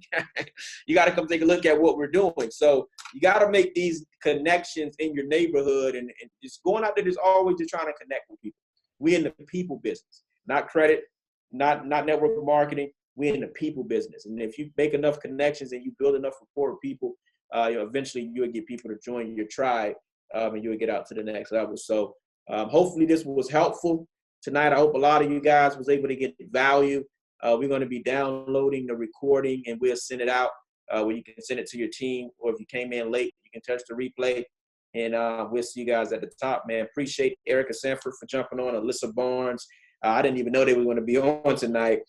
Billy Scott for always doing his thing, hosting the calls, putting the structure together. Gerardo Ibarra did a phenomenal job on the training tonight. So I hope you guys got value, and we'll see you guys at the top. Man, we love you guys. We want to see you win, but we can't do the work for you. Again, I said it earlier in my training, no matter how much value we give or how much you learn, if you don't go out there and take action with what you learned from what you wrote down tonight or what you apply what you learned, it's not going to profit you anything. I tell people all the time that it's a myth when people say knowledge is power. That's a myth. Applied knowledge is power. You got to go out there and apply what you learn so you can start getting those results, right? Again, this is not a sprint. This is a marathon. Let's keep working. Let's close this week out strong. Close week 2 of the 4-week value month strong. And we'll see you guys at the top. We'll send out the replay and the recording in a second. Good night.